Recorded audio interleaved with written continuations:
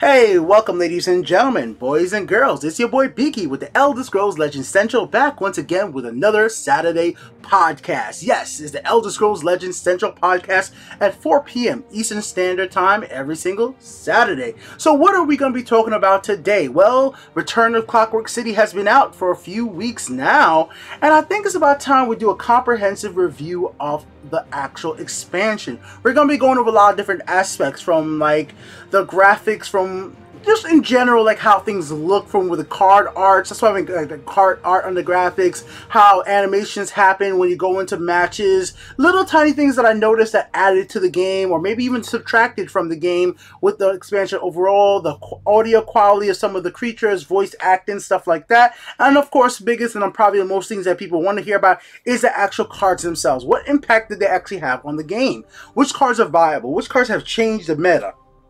Or is the meta really just the same? We got to talk about all that. So let's get into the game and just take a look at the expansion and what it has to offer. Its price, was it worth it, and all that, and so on and so forth. We are here on Twitch Live, so feel free to say hi everybody in Twitch. Bones the Third, Super Carlos, Dio, everybody's here. If you guys want to say a shout out to your friends, family, because it's going to be on YouTube, it'll be there.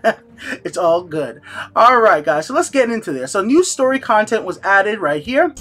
Return of Clockwork City. It was $20, or you could buy each chapter using 1,000 gold, which was really pretty cool. And then Bethesda went ahead and was giving away the first chapter completely free for people who were watching on Twitch. They could have got it as a drop, which was a nice little incentive, a way to get people into it as well. So let's just click on it real quick, and I want to talk about the first thing, overall looks, because it's the first thing you see. This is one thing I did notice instantly with this new expansion. It really added to a flair for it for me. The ability for it to actually fit into the whole mechanical theme. When you click on, let's say right here, it opens up in a mechanical way, and it just really adds a little nice little touch to it. Now, why I noticed this is because if you're playing the Dark Brotherhood story mode, it has a fade effect. It's not this whole entire mechanical closing up. It's just a little tiny touches like that with the steam coming out of the background. It feels like if you're walking down a corridor in like a Skyrim game, and you know, in the like the Dwimmer places, it just kind of fits that kind of aesthetic, and I kind of like that little thing there. And little touches like that definitely does add to the game. And I just want to show you guys the difference to the Dark Brotherhood and why I did notice it when I went into here. So let's just go over to the Dark Brotherhood story expansion, especially for the people who haven't had it yet. This is what it's like. Here's the difference. So for the Dark Brotherhood, everything's more like a fade with a page. So let's click on the thing, so it fades out and then brings you in like that. So it's a different thing, but I noticed it and I liked it. It fits with the theme. I think that's very nice. All right, let's move on from there, obviously. And let's talk about actually next aspect of the game when it comes to, like, well, graphics. I think the art on the cards are an important thing to talk about. Like, how well do they do with this expansion when it comes to how cards actually, well, look? Do they look as awesome as they feel or their effects might be? You know, the premiums of Epic. I mean, it's fair to actually compare this game to other games out there, like when it comes to art or even Hearthstone. Like, I mean, they all have their own style, but there is a subjective thing to say, like, oh, the quality of this art is better than the quality of that art. Like, my art might be worse than like, you know, Picasso's, but still it might be better than a 2-year-old. You understand what I'm trying to say? If a 2-year-old is drawing a picture of a Skeevertron, and if I'm drawing a Skeevertron, now I'm not saying 2 years old can't be some art savant, or if Picasso's drawing a Skeevertron, probably Picasso's going to have at least the most artistically technical version of a Skeevertron. I'm just saying here, guys. That's what I'm trying to get at, guys. Alright, so let's just click this real quick. Nothing to do with it. And we're just gonna go to oh, oops, sorry about that. I'm always at the deck limit. I'm sorry about that, guys. Got nothing. The developers definitely do need to work on that. Let's go edit. And what I'm gonna do here is delete deck. Sorry. Alright, here we go. So let's take a quick look at some of the art from all the cards. I'm going to review the cards when it comes to their technical abilities very soon, but I want to start off with just looks. I think that's important. It's the first thing we see before we even read what the card does or anything. We just look at the card and we instantly just get an eye. You know, like, you see the card art when cards are getting promoted, usually like from streamers, they show off the card art before you get to know the text, and I think that matters. You know, like how cool a card looks. Like, oh, I really want to get a premium version of that card, because certain cards stand out and make you want a premium. So just start off real quick in strength attributes for Clockwork City. Off the bat, let's just talk of real quick like Fire Spot Spider.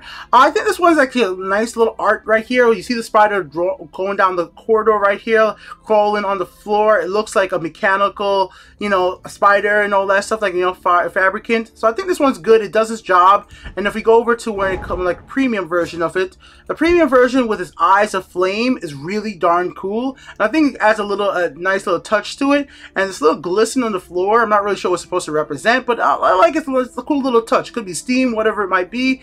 I think it's a nice little touch for this card right here for sure. Let's move on right here to Ratway Prospector. We'll look at the premium version. Now, Prospector, I think in premium form is not all that impressive. It's not, other than the flame or the torch is cool and all, but I don't think there's nothing really awesome. Like, the lights come down is cool, but it doesn't really stand out. I don't even think the art on this is really that stand outish to me, but maybe because it actually fits in with the game itself. Like, if you ever looked in what this card is based off of, it kind of like in a dark area. It's not something like she's like a bold character jumping out at you. So I'm gonna give it a pass. It kind of fits with the card, but I never really thought the art on this is like amazing. Like, technically it's drawing fine, but I just never really think it was jumped out like, oh cool. But of course, we'll talk about the actual effect of this card. Well, that's a whole nother story.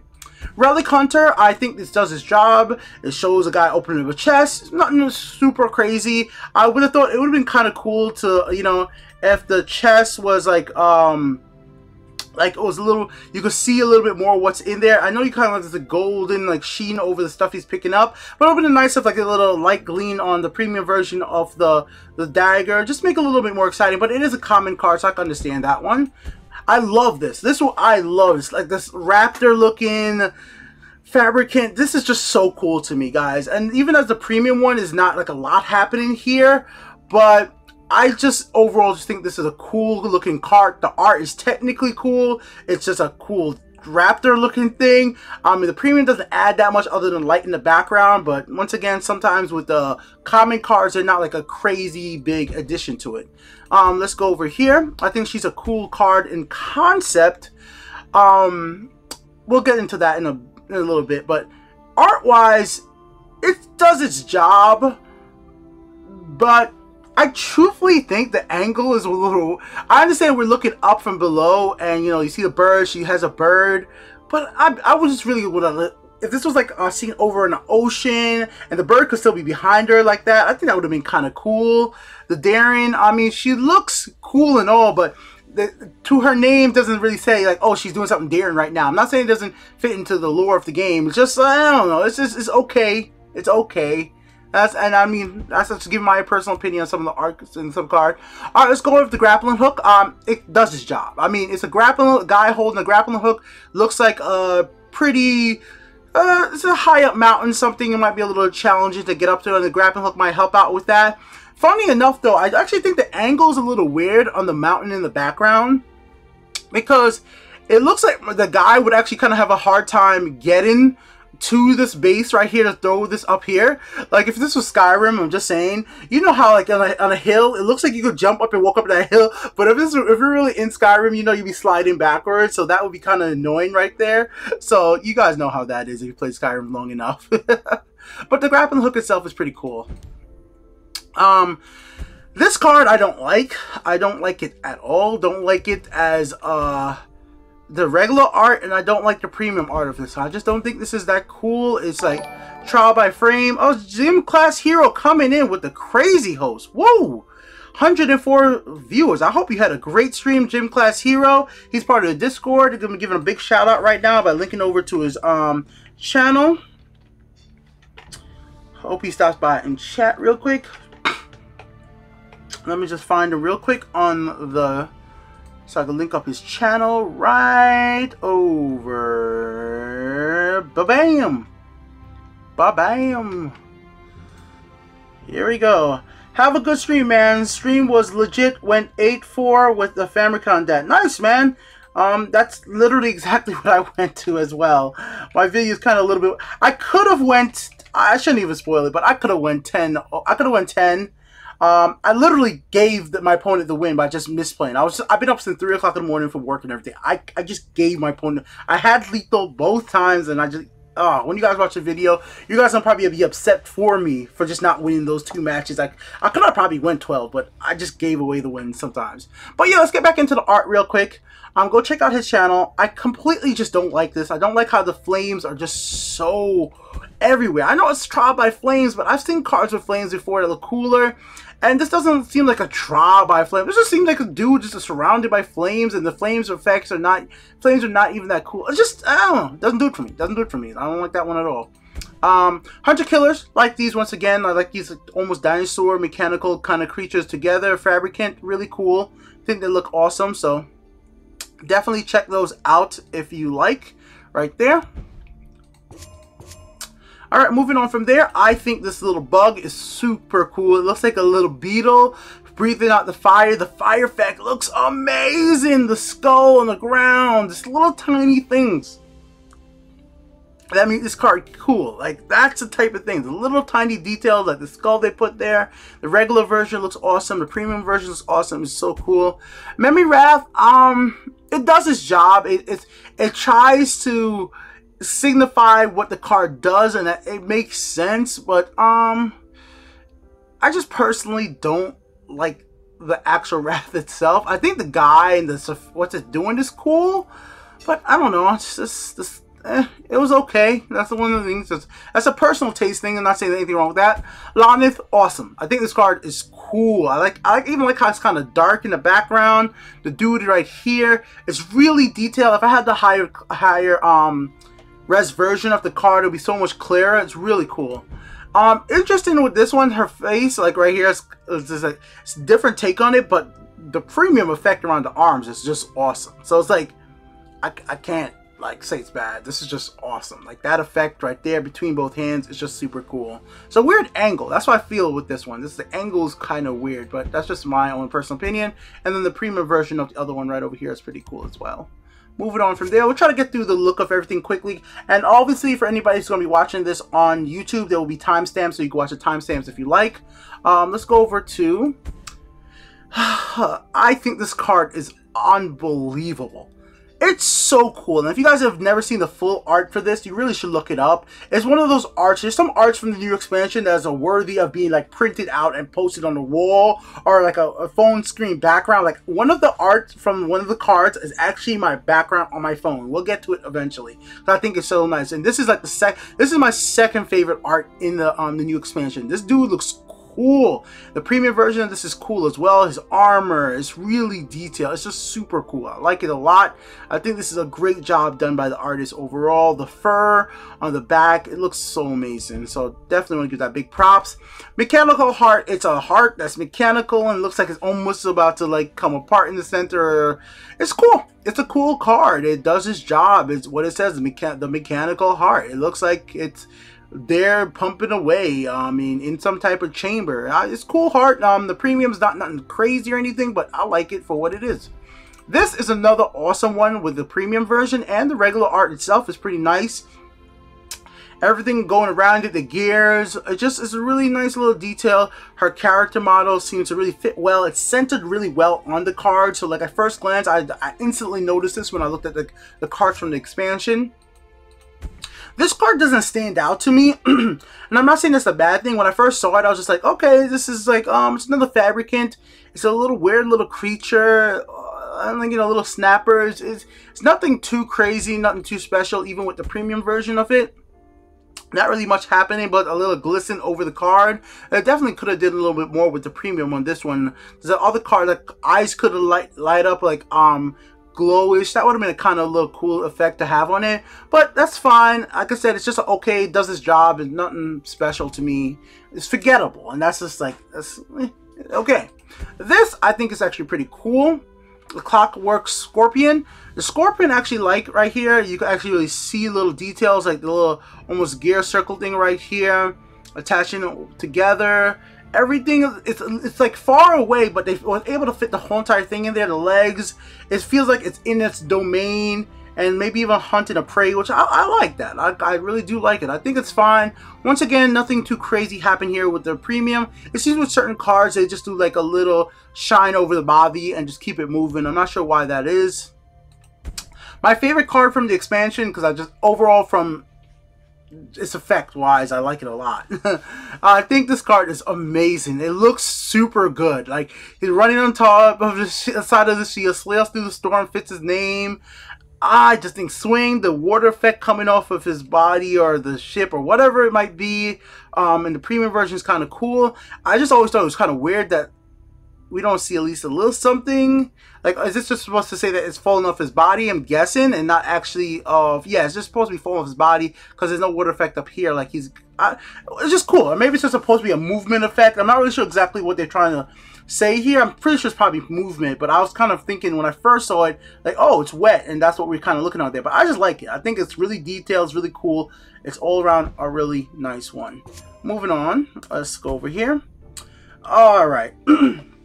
This one I like because of the fact that I feel like this could be in a room in an Elder Scrolls game where, you know, she'll be in talking, the guards are there in the background, the guards and everything, like, you know, that's pretty cool. It's just like, you know, the premium version is nothing that special. Andy's mod is in the house with the cool Doge. Welcome, Andy. Thank you for joining me for your Doge. I'm going to show you in the kitty. Now, for everybody watching this right now who's on Twitch and doesn't see these cool animated GIFs, in emotes in chat, what you need to do is install add-on to Firefox or to Chrome. For Twitch, it's called Better Twitch TV. Better TT, well, whatever. Better Twitch TV. Just Google it, and you put on GIFs as emotes for Twitch. Yeah, there you go. Go do that. It's cool. So welcome, Andy. All right, so I like this one. It's cool. It does its job. Premium, nothing too special, but you know, it highlights what's really important in the picture. Another absolutely phenomenal card. Like, this one is phenomenal. Look at the hands, like the hand out, the other hand in the background, the positioning of this card, the angle down. It makes this card look foreboding, like, you know, Hollow Death Priestess. This card has power. It's to be feared, and it is to be feared. And when we talk about its effect later on, it definitely is a card to be feared, and I really like what it does. And if you ever seen the full art of this card, it looks amazing. I like it a lot. Let's talk about this Hulkin Fabricant. This one's cool. I didn't really think too much of it in the sense, like, okay, it looks like a Hulkin beast. It wasn't like, you know, as much. I didn't like it as much as a Scorpion per se. It does its job, and that's perfectly fine. You can see some little details, but nothing like extraordinarily like stand out. The background doesn't really tell me much at all. It looks like there's some ribs right here from somebody killed, so that's like a nice little touch. The premium is like a little, like a fire underneath of it that's like lighting up the bottom, which I guess is kind of cool, but I can't really tell if it's fire. I'm just assuming that's what it's supposed to represent. Alright, let's go into the neutral cards. Let's head into the neutral card. Oh shoot, I missed some. Oh god. I missed a lot. I forgot about the first page. Sorry about that, guys. I missed a whole lot. Yeesh. Alright, hold on. I'll go back over to what I missed. I'm quickly. Don't like this one much. It does her job, you know, like putting the scrolls up. It's just, It's just for me. Like, some cards are forgettable. Nothing really special about them. I know the light around her makes it seem kind of cool in this one, but I don't know. This one's just forgettable to me. Call me Mute in the house. What's up? I think this is cool coming from Skyrim. I like him just sitting there. It's like, it represents the card very well, and I think that's pretty good. I just like it. It fits what it's supposed to be. This one, I'll be just truthful. I don't know what I'm looking at in a way. I'm sure somebody else out there will be like, okay, that fits the card perfectly. Throne, you know, it's a throne, all that, but aligned, yeah, cool. It fits it. It's okay. It's just okay. That's all I gotta say about this one. Awesome, love it. It fits. The angle's great. The premium version with the light in the background, the item actually glowing, the support that she's supposed to be grabbing. Love it. It's just a good angle. Really cool card. And hey, Bethesda, how about the next Elder Scroll game? We have caves where we have to rappel down into. Like, we could come, or we could come about on a let's say a well, and we could put a like rope, attach it with a grapple hook, and grapple hook down. You know, why not? Let's make it happen. Let's make it happen. Unless that was in Skyrim, and somehow I don't remember having a grapple hook and being able to rappel down into wells. I don't remember that at all. So I don't think that was there. Reverberating Strike. I think the premium version of this is pretty cool. Eye lighting up. The art's alright. It's kind of detailed on his body. It's pretty cool. I like this one. I think it does its job quite well. Alright, let's move on from there. Reconstruction Engine is another one of the cooler ones here that's working on this like fabricant right here. Really cool art. I mean, if this was like Gwent, and I'm sorry I keep bringing up Gwent because for me, in any card game I've ever seen, when it comes like outside, like I said, outside of Yu-Gi-Oh, which is like Yu-Gi-Oh games, they actually come to life. Like obviously they're gonna 3D model the like stuff like that. But besides that, Gwent has really cool premiums that like move, and like this looks cool. Like I could see it would be so cool to see this rapidly moving around, building something. Like if I could get an ultra premium version of this, I'm like, it's not a card I'm gonna play much, but in concept I would probably want to have a like ultimate premium version of it that sees it moving around. And even just for what it does right here, I think this is one of the better ones. Even with the standard art, it's really cool. It's a really cool card. This one I actually do like overall. I think her positioning here, going down, it really shows what she's trying to grab. The premium add to that too with the light in right here, glistening off her face. I think the art's pretty cool. I like it a lot. I like her eyes. She's an elf, all that. Got herself another fabricant.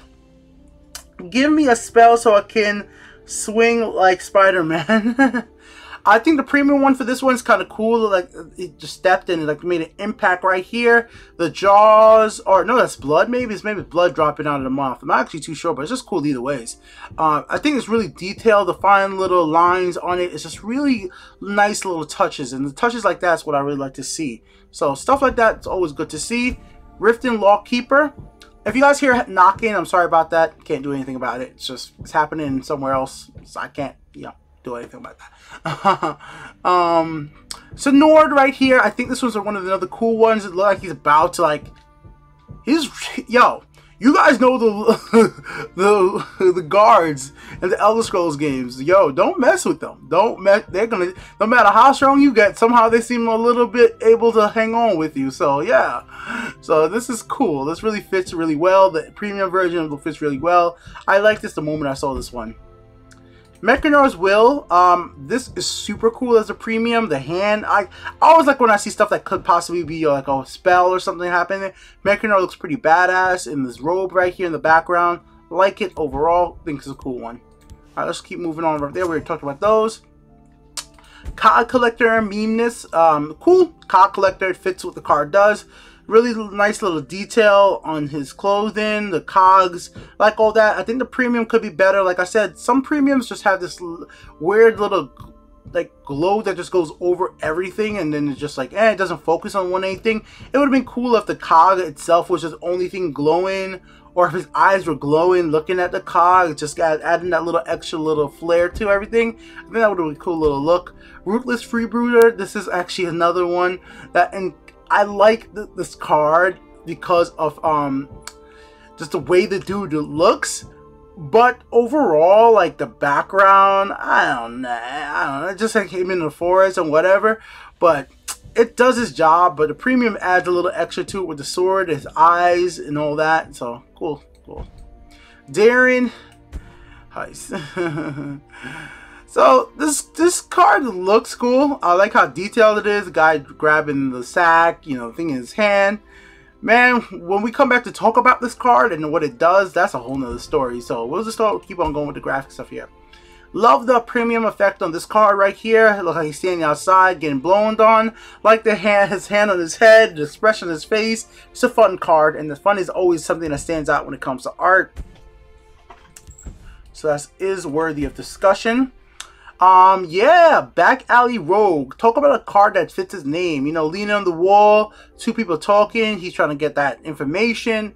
Cool card, like it. It fits what it's supposed to do.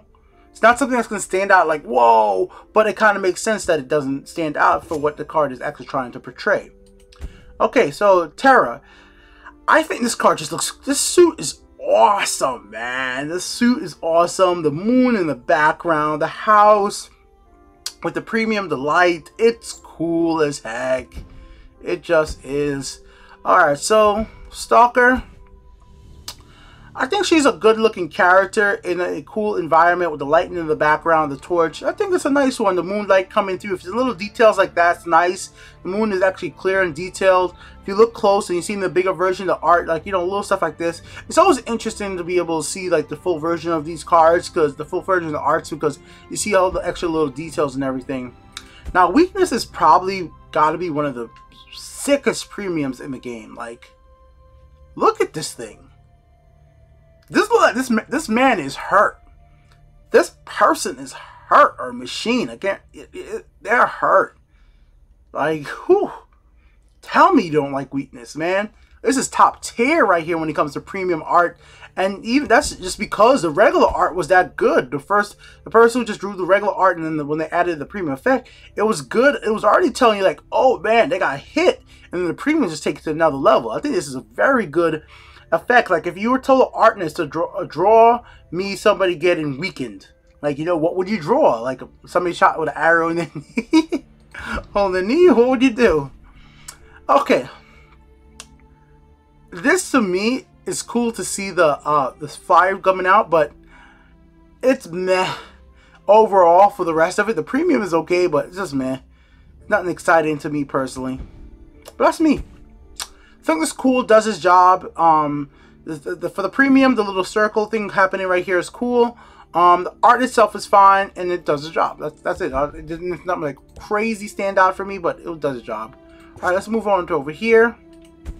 Once again, anything like with those like machines working would be so cool. Like, I like the little effect right here, look like something's happening, like a welding and all that. But oh man, it would be so cool if everything could move around in the card. Like, it'd be awesome. But yeah, it's a cool card. I like to look at this. It's like a fabrication shop building stuff. Gearwork spider. The brains almost, or the drool, like the cool little effect right there with the premium. The art itself is okay. The spider fits in. Looks like something directly out of Skyrim. The effect right here on the shield is awesome.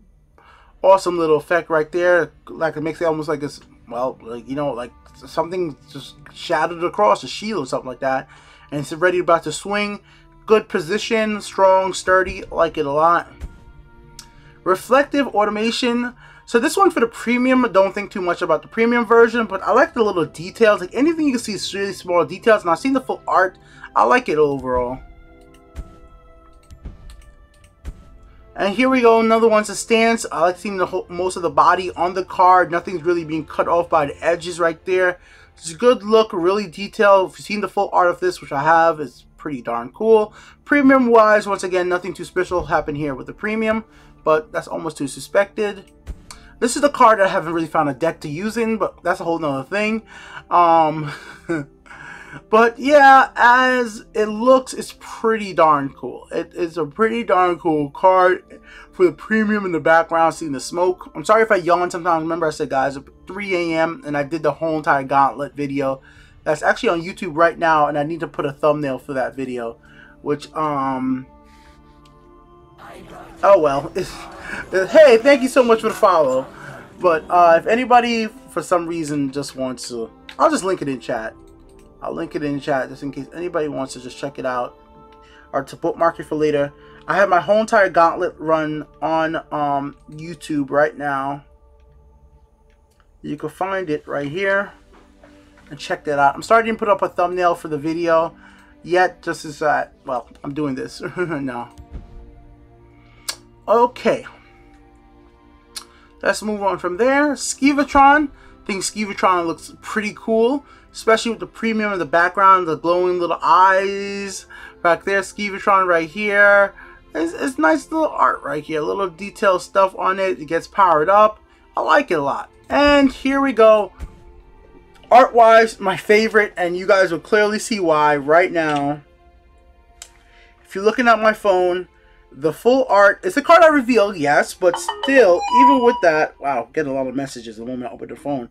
Even with that, it's the background of my phone. I think this art is amazing. Like, look at the full version of this art, Star Song Bard, and she just looks awesome. Like, Ooh, it's a cool looking damn card. Like if I played her enough, I would get the premium because it's like almost like the effect from the musical notes is pretty darn cool right here. I think she's a really cool card, and I think she's one of the best clean looking cards in the game. Like it's a really high quality art right there. Nice work from the team at Bethesda to get the artists' work on that one. Treasure map does its job. Awesome. The knife in the middle, the cups on the table, the hands, everything around. It's really cool, really nicely done. Like it a real lot. The effect on the premium right here, what goes down the knife onto the X marks the spot. It's a really nice touch. Another really good high quality one right there. Dragon aspect is just unbelievably effective at what it just looks like. Like your character just goes into rage, is about to do some damage, and it fits with the card's power. Around the belt, around the arms, the head. It's really cool effect, and also with the regular version, it even looks badass there too. So it's another really high quality, nice stuff right there. Abandoned imperfect. It looks like what you think it should. It's actually cool to see the little sparks coming from here, like it's almost ready, could be moving. Nothing really happening in the background. It could be cool if there was some smoke coming off as like an effect for the premium version. Really nice little touch, but besides that, it does its job. Nothing too crazy here. The premium's a nice little addition, but just the standard art, like I said, it just does its job. Understands art. So let's first of all just talk about the regular version. This is awesome. This is just cool. Like you don't see the full, you don't see like exactly his whole arm because of the angle, but it's cool. Like this is awesome. The face is lit up by the fire. It's god damn. Then you get to the premium, and yeah, that artist knew what they were doing. A Clockwork Dragon. So I like the fact that it made an impact right here, and then the glow comes off like for the premium effect. It's cool. It really is. But I always want to see this like a zoom, like on the card. I know there's a full art, but zoomed out a little better. I could feel like it almost could be in almost a different pose, and it would have even been even more awesome. But I like it. It does its job. It's cool tight. It's a cool dragon. Like this one because it looks foreboding, looks like something huge. The angle down up is just a really cool way to approach it. Assemble Titan, and yeah, it looks like it's about to do some damage. You won't want to get hit by that. And that if a creature, if you can just look at a card and realize instantly, I see this card. Oh, this card is powerful. Like before, even before I read the effect, if you could just look and be like, it's gonna be a problem. You know, it's gonna be a problem. So if the card itself tells a tale, then yeah. This one is cool with the premium, the fire flying out of it. The speed looks nice. I like the little details. It's not really one of my favorites overall, but it does its job, and that's really my thing. When I hate cards, I'll definitely let you guys know. I think this is cool. I think this is a good idea to actually use this as their the art for basically promoting it. I think it's actually a pretty cool art, reaching out, the little detail and everything. The premium I think could have been better. It's just like sparks falling from the body. I just think they could have been a lot more done with the premium for this one, for something they promote so much. Really, like the eyes glowing or something like that would have been just add a nice little touch to it. I know it's only a rare card, but still. Now Mechanor with his lightning in the background. Mechanor cards look awesome. Like they really does. It's a very detailed card. Obviously because it's like part of the story mode, so I don't blame anybody for. I'm blaming the developers for putting so much detail to make sure that. I think the premium of this is way cool. The fire dropping on the floor, in the belly. It's so good. And even the power spheres that it spawns, the power spheres themselves are pretty damn awesome itself. Pretty awesome. So there goes my opinions right there, real quick. Reviewing graphical stuff, like the animation stuff, for entering into the expansion right there. So next thing I want to just go ahead and touch on. So we just talked about graphics right there. Let's go ahead and discuss the story. So the story is a really big part of expansion. I'm going to save the actual card reviews and how they affect the meta to last. So I apologize for anybody who came here. But it's really important to talk about actually how the story affects the game. There are going to be players out there who are huge Elder Scrolls fans who want to know as much lore. This whole channel is dedicated to just Elder Scrolls lore. Like that's what they do. They make lore videos on the Elder Scrolls franchise. And with that being said, they may not be that much into like the card game. So there has to be a portion of the audience who goes ahead and buys, downloads this game, plays through the first initial story mode, the Forgotten Hero, plays through the Soul Arena, maybe play a match here and there, but doesn't care about rank, doesn't care about all that. And then when a new story mode content comes out, they jump into the Fall of the Dark Brotherhood. Ooh, I like the Dark Brotherhood. And now the Return of Clockwork City, which kind of connects in, like, you know, right now we have Elder Scrolls Online doing their own Clockwork stuff as well. So with that, for those players out there who want the deep story content with the voice acting, did Bethesda actually deliver a story that was competent, memorable, with good characters, good voice acting? Well, overall, I'm just going to say yes before we even go into detail. Yes, I think this is their finest work, yes. So first of all, the voice acting in this, I love it. I really do think they did a good job with the actors they picked. So let's go ahead and just go into one of the stories right now. Let's pick this one right here. I'm warning you, old man. Give us the magic ring, or this might get ugly. Please, no. You don't understand. I need it. You there, stranger. Please, help me.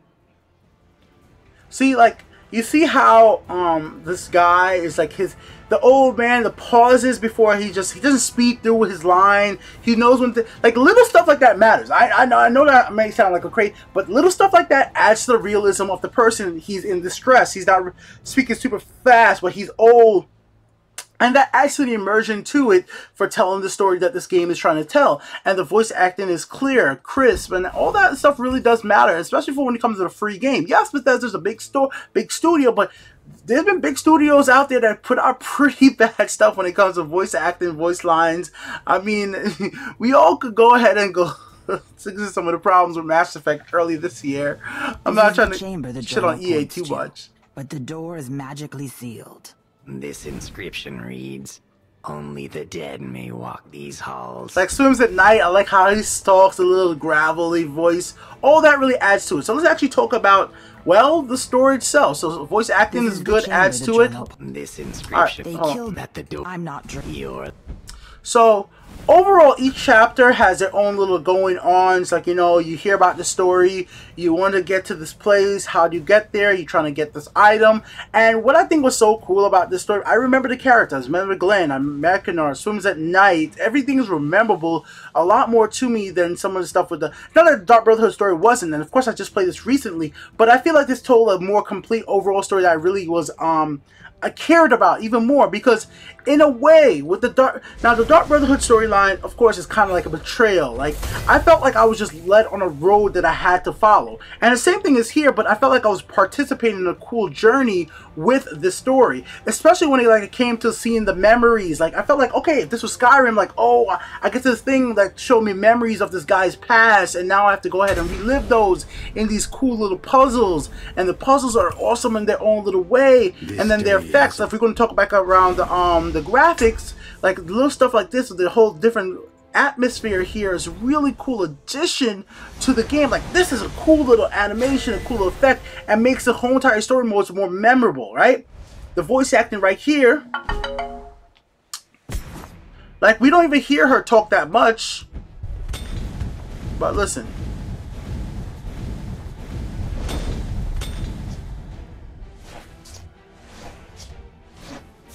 Your time has come, Sothasil.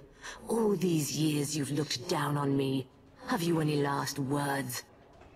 So, like, you know, you don't hear much, but that's pretty, like, for a god type character per se, like, it sounds pretty badass. It sounds pretty amazing. And I mean, if we want to just stomp in on the rest is good, but Swims at Night is bad. Swims is bad. I don't like it. But like, you know, the addition of these for gameplay mechanics, like puzzles, really cool. I never thought we were gonna get something like this. Like, you know, it really adds to the whole entire game. It's a really big thing I think they added in that really adds to everything. Yeah, but just, if you guys never seen how to beat this, I'll show you guys right now. It's like this.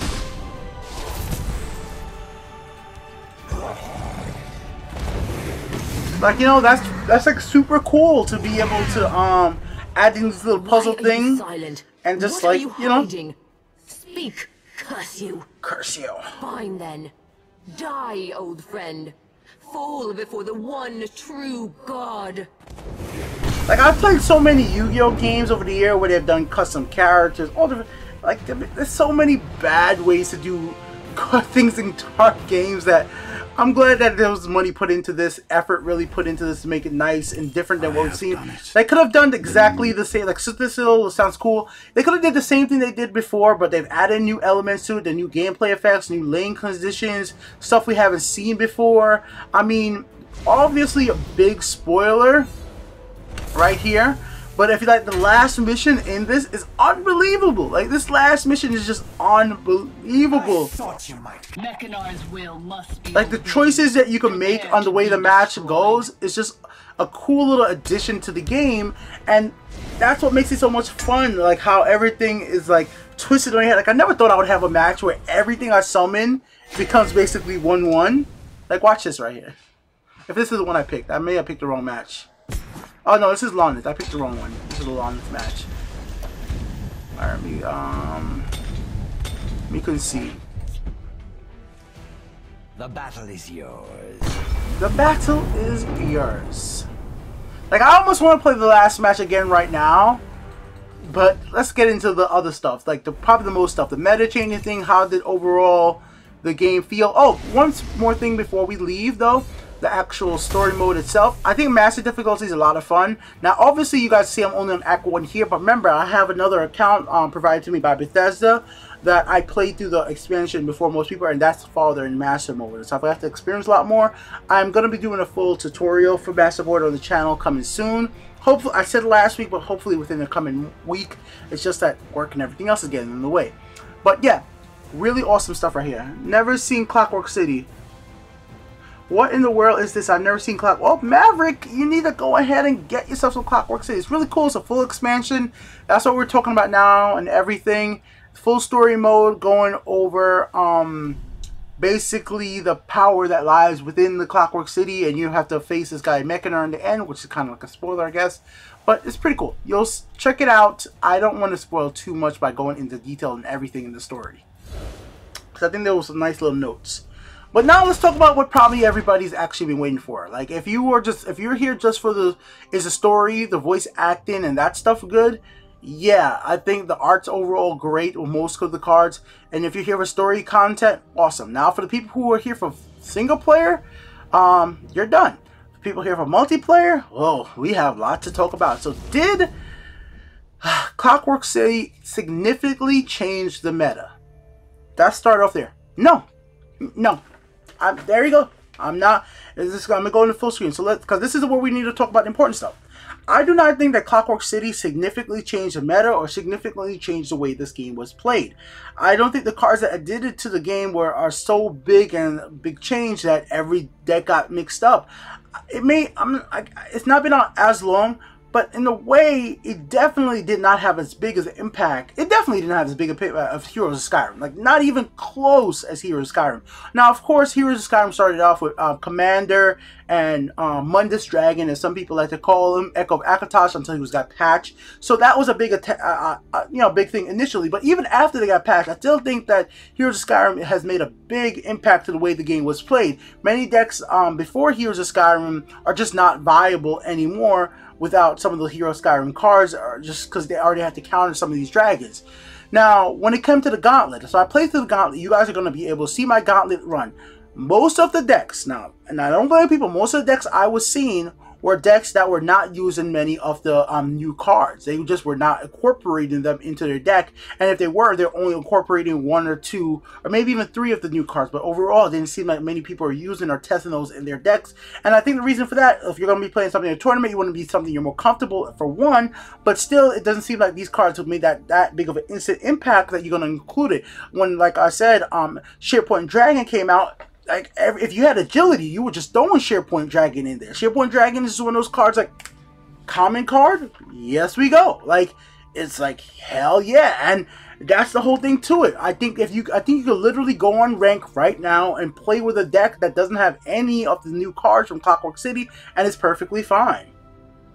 High Cat Dylan says almost none are really good. Pretty much every card from the expansion is either just for memes or plain bad. There are a few, not a few, there's a lot of meme-worthy cards from the expansion. I definitely could say that, but I definitely can't disagree with you on bad. I think what this expansion actually did, so here's where we get things really interesting. This expansion incorporated new types of decks, and that's what's interesting. It's not that it changed the meta to the point that, or changed the way the game to play, the point that a lot of people are playing new decks.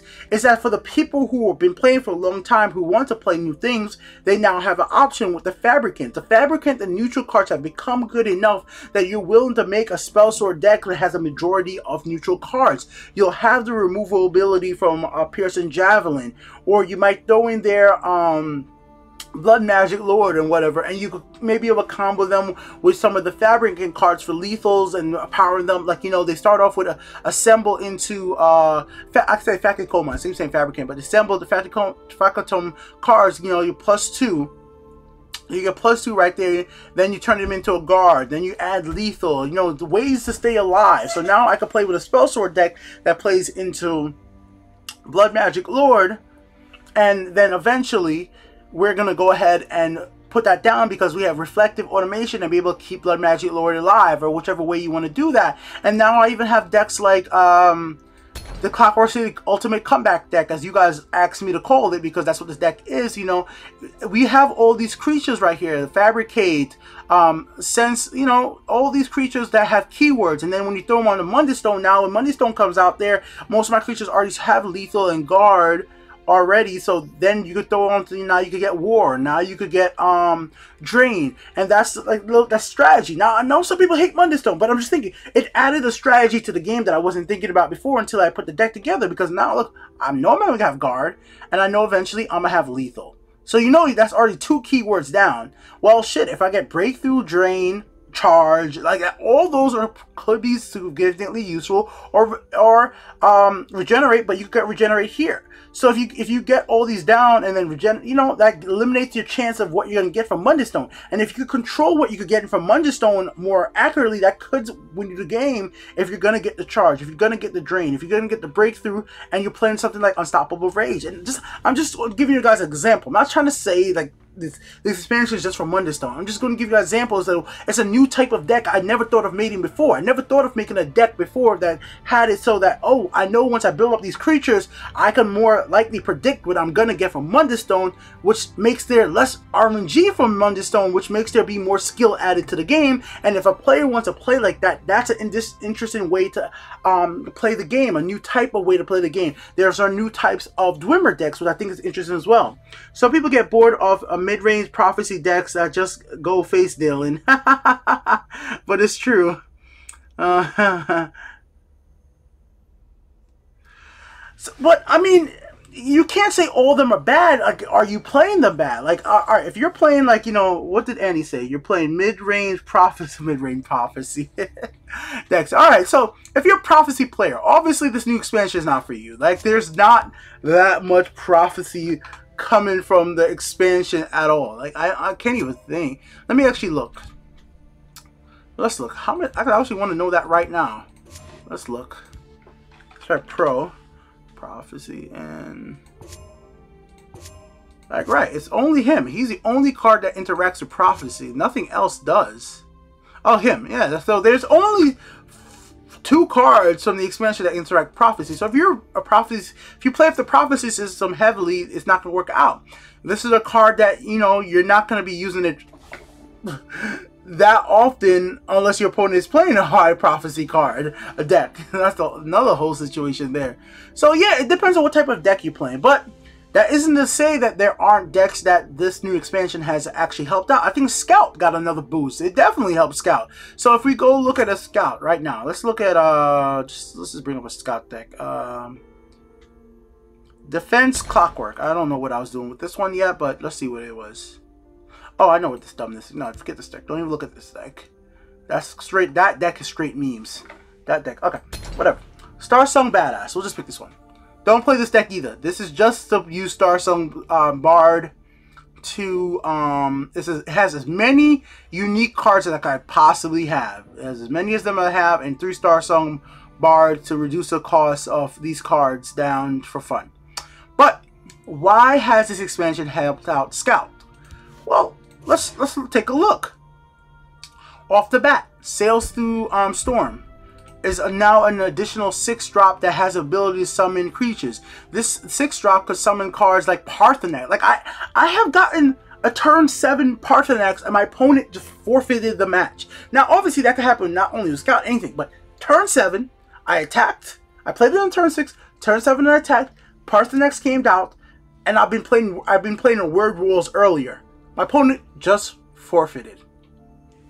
Like, cause they know I have fully upgraded you know, Soul Tears in my hand. Drain Vitality might be upgraded 1, and that's amazing for me. All right, so like right there, this is a big card. I think that was a good addition for Scout. It could fit into many. It's a unique card. It could fit in many Scout decks, right? I don't know about sales in Scout. I've used it. I've seen people use it against me, and it has worked. Now, I understand that you might, oh, maybe I'll draw the wrong card the card the wrong time. But if you're playing Ram Scout, I'm just talking about straight up Ram Scout. If you draw out his Grove, you're not gonna be able to instantly get his Grove, but throwing his Mage, if I've gotten that instantly, giving me enough magic to pop out my throne, you know, it really helps out. Pillar Monk, come on. I'm sorry, but Pillar Monk still is not there. Let's not kid ourselves. This expansion did not boost up Pillar Monk to be playable right now. There, you can modify, you can make Pillar Monk fun. I'm not trying to say you can't win with it, but it is not going to be what I consider a classic Pillar Monk. It could work. All right, but let's keep on talking about other ways the expansion has helped out Ram Scout. Glenn, I get more. Whew, you give this I give Giant Bat every single time I have it. If I have a Giant Bat in my hand, he gets targeted with. He uses on Giant Bat. Now I got 3 more Giant Bats in my decks that are now 5/5. 5/5 Giant Bats without using Soul Tear. Now I have an option to use Soul Tear for something else.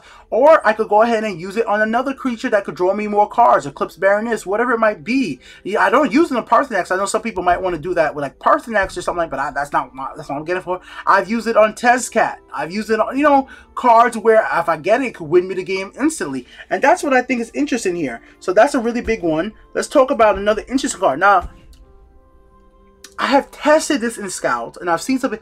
I don't think like Scout actually needs this, Ram Scout, but some people have used it in their Ram Scout decks. I think Spell Sword uses quite well. Hollow Death Priest. This counters other Scout decks. Like, it's so good. Like, this is so good in almost any, not any. If you're playing a control deck, this is so good. So there are cards here that have made a huge impact, and this is one of them right here. This is such a good in controlling the situation. This has made me lose such powerful creatures.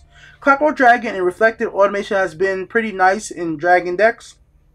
Yeah, thank you for reminding me to call me mute, because I didn't even think about that right away. But Dragon decks have been improved too. I went on a little binge on just testing out Alduin decks because of Reflective Automation and Clockwork Dragon. And now that because of Clockwork Dragons, I have a way to gain health in Dragon decks that are not playing monks. Because I'm not playing monk, I didn't really have that. If I want to play heavily into Dragon, I didn't have that much way of getting health. But now if I'm safe tuned, that's the key here with Clockwork Dragon. If you could safely put it in your left lane. When I say safely, you have to be not playing against like something that has intelligence that may have lightning bolts. You might be playing against a warrior deck. So if you're playing a warrior deck, you might not have to worry about too much on somebody dropping an action that's going to kill you right away, other than Fell of the Mighty or putting out like a lethal creature with a crossbow. But besides of that, you should be able to safely put Clockwork Dragon on the left lane, and maybe you'll keep it for 1 turn if you have a guard over there, like a, let's say, Dark Guardian. Just be able to protect it, because maybe all you need is 1 turn to be able to power. But that's what I'm saying. Clockwork Dragon is an interesting add. Now, overall, if you're playing Clockwork Dragon, I actually highly suggest to try to play it as a card for the guard. The 4/6 is definitely not bad, and it's a pretty good, you know, amount right there. If you played it in the left lane to gain drain, just don't willy-nilly. Just because you have less health than your opponent and you have 21 health and they have 30 and you feel like you should catch up, the guard might be able to actually help you better off than actually having it as a the drain creature. Yeah. What's it? Pickle. Yes, Death Piece is only good in slow decks, but yes, that's fine. That's what I'm saying. If you're trying to control the situation, if you're playing Ram Scout and you're facing another Ram Scout, if you have Death Priestess and you have Soul Tier, you are in a good situation. I have done the whole entire combo of Priestess and, you know, Glenn. This is cool. Adding more. I was playing against another Scout, and I've added more of these into my deck. And Parthenax. I mean, I got freaking Tezcat. I got great cards in my unique cards that my opponent was playing, and able to turn them into Shivering Mon. But you have to have ways to still deal with those Mon, because there's still a creature your opponent can summon by playing the field. So that's just the way the game works. So like, if you're playing this now, is this worth playing over something like Shadowfen Priestess? You gotta see if your deck could adjust to fit a card like this in there to fit. But I think many Scout decks can adjust to play into Death Priestess. You could take out a card like let's say, hold on, let me just go to. Now, some of you guys might think this is heresy, but you could take out a card like right here. Oops. Why don't I see Thieves Guild Recruit? I was just going to show it, but right there. You could take out a card like Thieves Guild Recruit if you're playing in efficient enough early game, even if you're playing like a Scout that has a high late game, and add in that. You know, there are ways to remove cards to add it in, and if you're willing to play with more than 50 cards, which I know with certain Scout decks it does work, then yeah.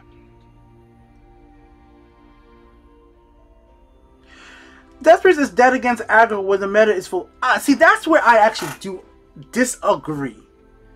There is aggro, but it's a slower aggro than it has been in the past.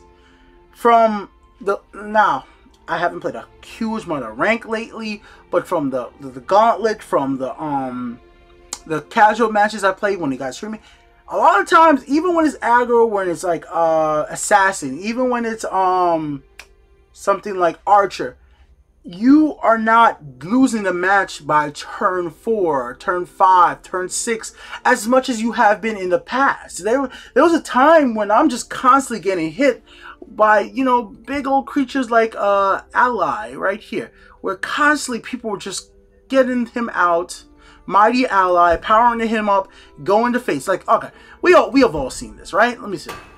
We've all seen this. Like, come on, we could, like, this should be the biggest thing. Let's say rapid shot. Here we go. We'll throw him in there. Alt. Let's go. Let's go. Let's go. Just giving a quick example. I'm not saying this is everything, but just a quick example. Alright. So just a basis of a super aggro deck. Super aggro deck, right? You know, like, boom, you play alt out, you have Northern Firebrand, boom, you do 2 damage. Turn 3, you play out let's say you want to put a guard out, you play out Gatekeeper, you power alt up to 5, you hit face. Boom, you play into like other charge creatures like the turn 5, what's her name? Underwood. You know, like, I have played, but I'm seeing less and less decks that are trying to win by turn 5 and trying to win by turn 6 than I ever been before.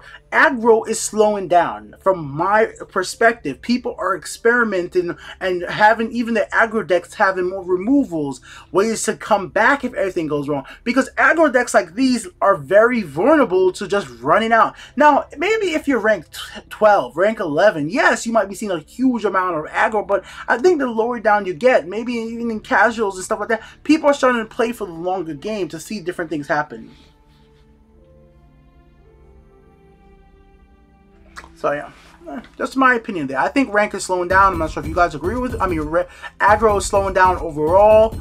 Even the most aggressive decks that I saw constantly before, Battle Mage, like now instead of seeing some more Prophecy Battle, a lot of item Battle Mages. Like I thought that after the expansion came out, there wouldn't be as many item Battle Mage. It matters not anyways because the meta constantly shifts, so aggro will reduce in time. Yeah, that's true too.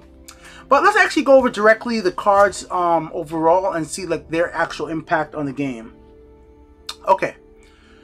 This had 0 impact. Like, this is not a card that has changed the game in any way. I mean, in the sense that the way people play. Pillar for Monk in meta. Like, well, maybe I need to do a theory video on what could be done to make theory, or maybe another episode, what could be done to make Pillar for Monk great again. I don't know, like, you know, just like what really could be done. Okay, Fire Spot, no, like, come on, no, like, no big. Prospector. Now, Prospector is one of those cards that has made a big impact on the game.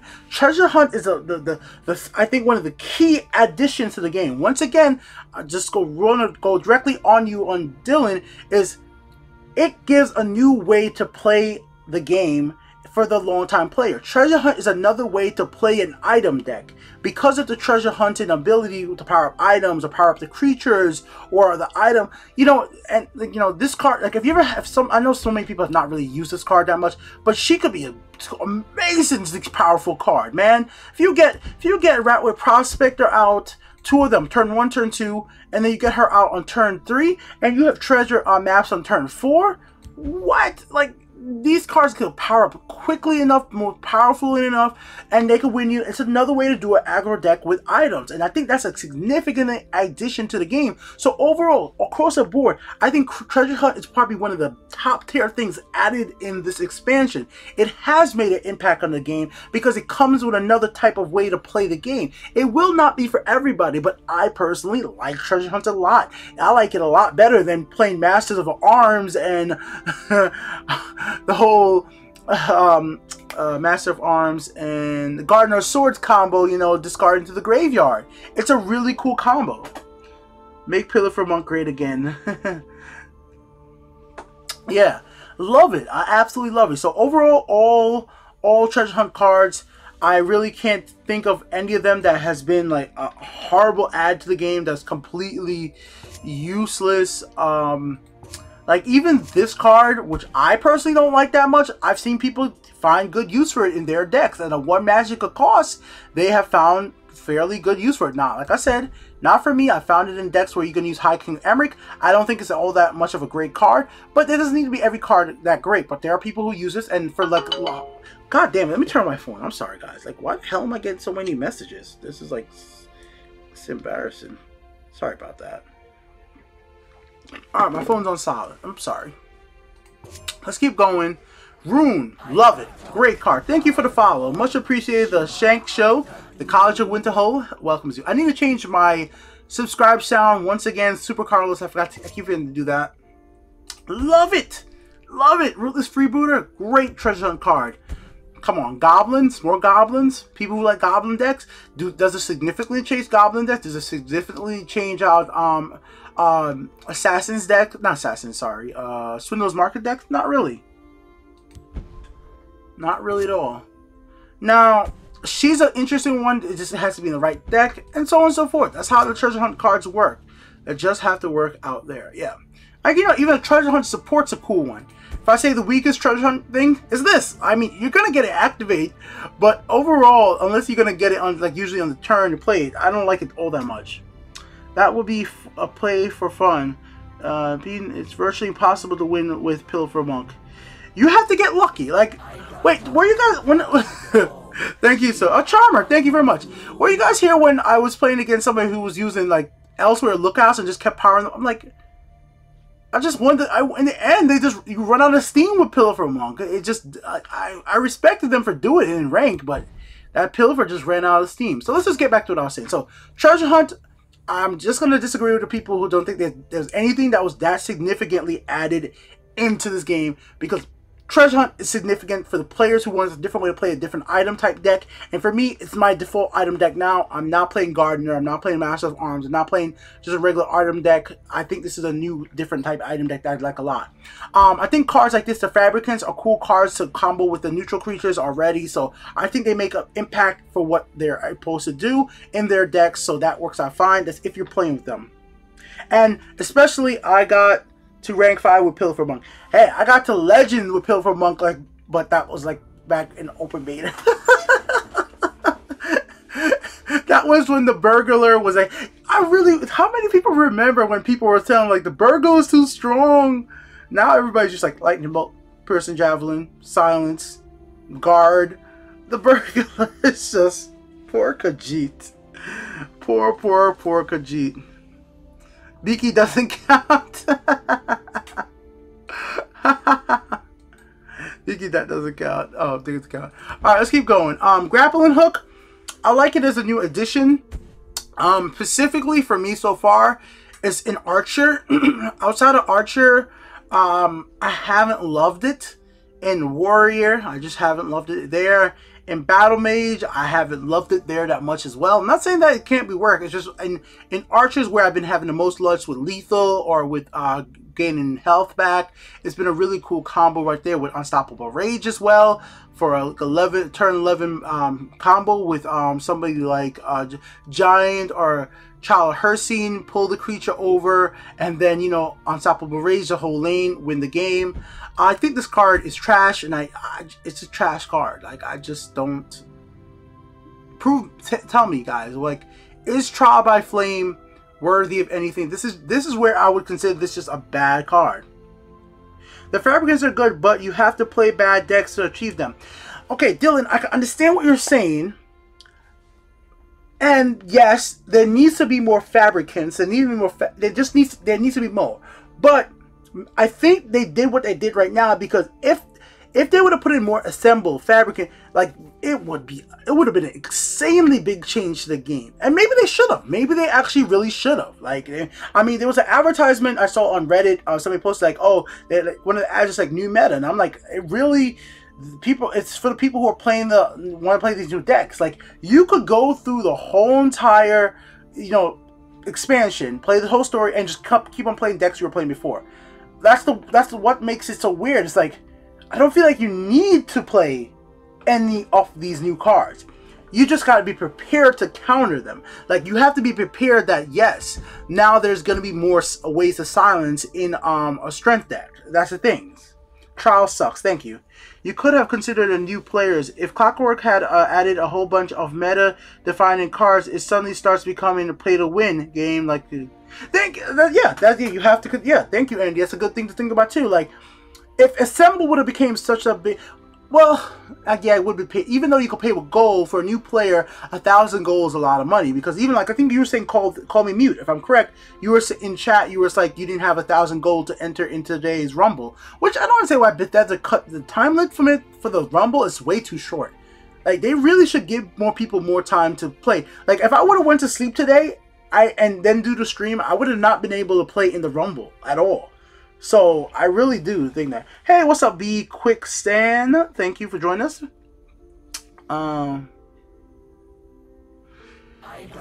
Hey, thank you guys for the follow. Thank you so much, guys. Thank you so much. Once again, if you guys want to see my Gauntlet Melee run, it was absolutely insane. I really do mean that, because I was stupid tired and I made so many misplays. But somehow I still ended up doing fairly well. And I have a bunch of packs I'm going to open. I'll link the video, you guys watching that. They're interesting, but they aren't good because there aren't enough of them. And I'm just going to have to reply what Andy said again. Like, if there was too many, that might have been too much of a thing that the new players wouldn't be able to get. Because if you only could get those cards through getting the new expansion and can't get through the pack, it might have been such a big impact on the game. It might have been like, think about it this way. Like, right now, I'm in Strength. There's one Fabricant, right? This is the only Fabricant here. Well, the card with Fabricant in its name, like, you know, with this effect, you know, summon if there's a neutral creature. Let's say there was 3 more of these, like 3 more of them. That one that did +2 for a creature, one that did get charged. Thank you so much for the follow. Like, those are like charged, given +2. Like, if every single attribute had cards, like if you have a neutral creature had 3 of these, that would have been a big impact on the game. Now, that's what I thought they were doing. I thought when I saw this expansion, I was like, oh my god, these Fabricants are going to be just insane. Like, if there's going to be like 3 of them per attributes, it's going to really mix things up with the neutral creatures. Like, if you could have, like, depending on what they do, and you can mix and match, but they didn't do that because, like what Andy said, it would be a really big disadvantage for the new players. And at some point, you have to think about them. You have to be welcoming into new players. And as much as us as long-time players be like, oh, just get drops. Just link to, you know, link to your Twitch accounts. Just watch a bunch of streams. Play Solo Arena when you're a new player. It still is a struggle. Like, if you're a new player, you just want to jump in and be able to enjoy the game to a certain extent. And if you start playing and somebody goes out there and buys a new expansion and they're ranked 12 and have every single card, like, I'm just like, all the options with huge amount of sample for every creature, and you just can't compete with that, you know, you might feel a little discouraged. Now, I'm not trying to say that that can't already happen right now because of the new cards, but the cards that were added in the game, like I said, I'm going to be straight up. I don't think the meta has been impacted in a big way by these new cards. All you have to do is be prepared to face them as a player, but you don't need to use them. You do not need to use any of these new cards in your archer deck, in your token. Like, what of these new cards am I playing in a token deck? Like, we can think about it like that. If you look at a token deck, what am I using here? Like, if you let's say let's say a Crusader token deck. Of these new cards, I can't tell you which one of these cards am I using. I can't think of one. I can't think. I mean, okay, Mechanical Heart maybe. You throw a Mechanical Heart to win the game, to come back if anything, last minute option. But you can't play this. I've seen some people say like, oh, this would work great in the token deck. No, this is for Magicka. This can't work in the token deck very well. It could work in their own form of a token, but not a classic token deck. So there are some decks that just take no advantage of it. Now, there obviously are decks that take huge advantage of this expansion, like Support Mage. Support Mage has instantly gotten a big boost because Esfigate, I can't say the name of this card correctly. This has helped out the Support Mage unbelievably well, along with Mechanical Heart to last a little longer. That's really cool. Now, this has helped out control, you know, stealing decks as well, but this card is not really all that great in the grand scheme of things. You know, in the grand scheme, it's a good card, but at 5-drop, you better have to add this to your deck. It is a risk. It is a risk. You know, you have to have the right. You have to be facing.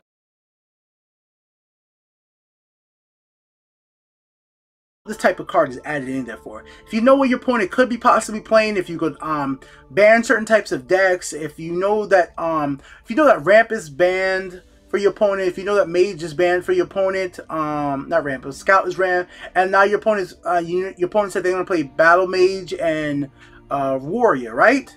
Well, those have a lot of powerful, low-cost creatures that you might, or maybe like creatures that are 3 powers, but maybe have, you know, just things that you might be able to use on. Just ideas, yeah. But yeah, this card's one of those. But Support Mage helps out. Tokens? Pfft, no. Dragons?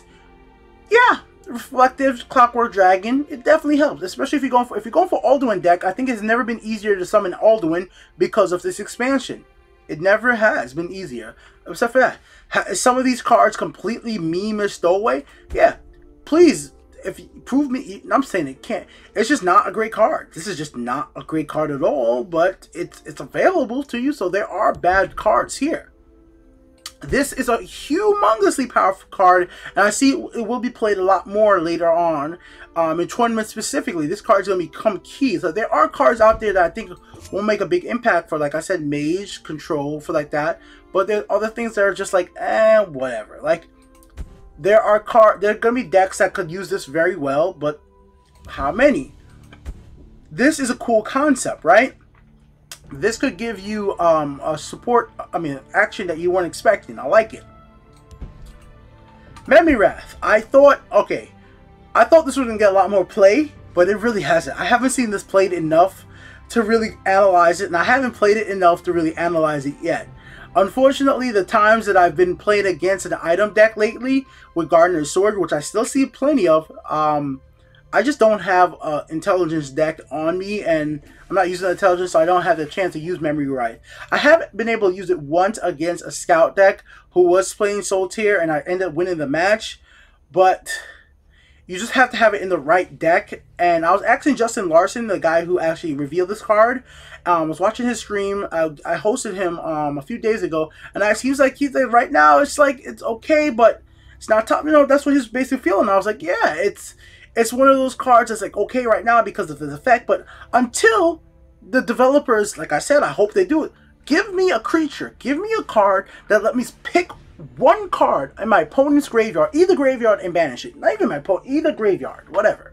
Like, make it a 3 Magicka Yeah, 3 Magicka action, 3 Magicka creature, make it neutral, make it 4, F it, make it a 4 Magicka, it's a little bit cheap, nah, make it 3 Magicka, and let me go ahead and, yeah, 4 Magicka creature, and let me select, I'll take 1 less, you know, with some type of 3/3 stacks, you know, just something a little earlier. If I could get rid of the 1 card that I know is the problem, that'd be good.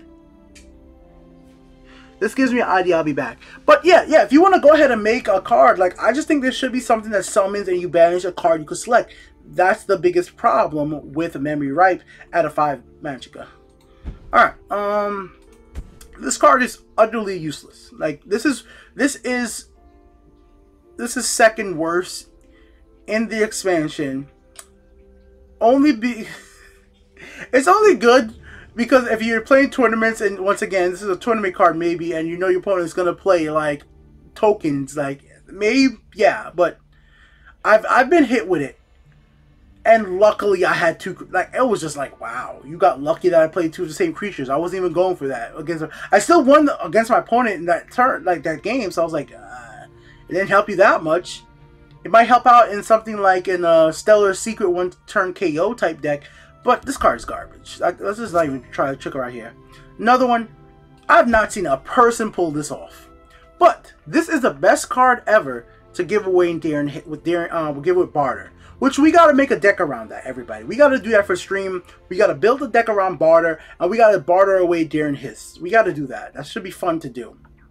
I think this is a great addition to the game for a few different reasons. This card is balanced perfectly. 6 Magicka, 3 with lethal and drain, and 7 health is amazingly a balanced card. It fits everything I need from a lethal creature and everything I need from a drain creature that needs to stay alive. High health, right? Could survive and attack multiple turns, allowing me to equip items to it to get stronger, right? So I want a lot of drain creatures have like low health per se, right? You know, a lot of them come out have low health or and have high attack, like a Moonlight Werebat or Giant Bat. It's just a 2/2. It's nothing that amazing, right? With this drops with lethal at 3. It can't be executed at not 4, so it can't be hit with a Fell of the Mighty. It can still be killed with Piercing Javelin, but so could basically any other lethal creature or any other you know, drain creature that just drops on the floor. It doesn't have a direct board impact, but compare this to like Vampire, right? So Vampire has right over here. Let me show you in case anybody doesn't know what I'm talking about. I just call him Vampire, but Night Shadow. I'm sorry guys, I always call him just Vampire, but Night Shadow, 6/5 breakthrough, awesome with unstoppable rage, awesome. But a lot of times I use this card, Fell of the Mighty. Crap. It's done. It's done. You know, Lightning Bolt, Firebolt. Crap. It's gone. Because, you know, that you drop it at turn 6, your opponent has enough magic to play Lightning Bolt. With the Spider, Clockworks Scorpion, it's not the Spider, but Clockworks Scorpion, you gotta use you have to use a Lightning Bolt, 2 Fireballs to get rid of this. You gotta hit it, then execute it, Leaf Lurker it, and then you could use it again, once again, with Archer's Gambit to move lane, wipe a creature. Unstoppable Word, Drain, the combo on this is amazing. I love using this with Forge. You play this into a Forge on the field with an Unstoppable Rage in hand. I think this is a cool card, and I think it will get played, especially, now hear me out, especially at ranks 12 to 8. I think this is a great card for new players. I think this is what this was Bethesda thinking about new players wanting to have lethal and drain creatures in their deck, and also combo with a card like Freebooter for Treasure Map. This Freebooter gets activated instantly.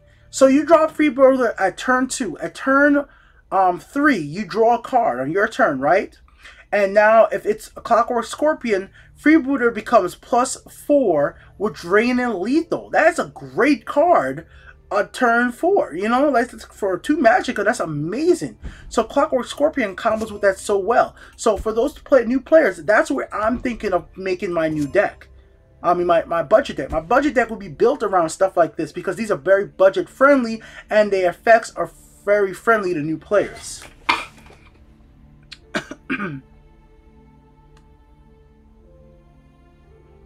It's not good. I mean, Dylan, what is good enough? Like, you saying that's not... Clockworks Scorpion is not good enough? Like, what would be good enough? Like, I would love to know. I'm not even trying to be, like, talking down to you. I just would love to know what would need to be playable. Because I feel like this is a playable card for the players that are going to be of higher rank. But if you're in, like, the lower brackets...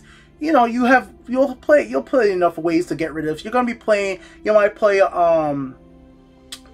Execute and Illusionist. You know, you will have ways to get rid of this if it becomes an annoyance. You'll know to get rid of it. I mean, I like Khajiits. Well, if you like Khajiits, this expansion is probably not for you. There's not enough good one. Alright, Card Collector's memes. Let's just keep that clear. I like Shackle a lot, and I think it's a cool creature that has Shackle and Drain, so I like this one. It probably is actually my least played Fabricant, but it's not that it's bad, it's just not the one I played enough of, because I like the Silence and the other attributes I've been playing. Overall, if I had to rate which attribute got the biggest push, outside of neutral, I'm not gonna include neutral in this because overall this is a neutral base expansion. I'm definitely gonna say it's endurance again. Like endurance with weakness being such a freaking beast of a card. Like you weaken the creature, then if you're playing a scout deck and use Drain Vitality, I've used that combo. Love it. You know, there's lots of different ways to use weakness. Hollow Debt Priestess is amazing.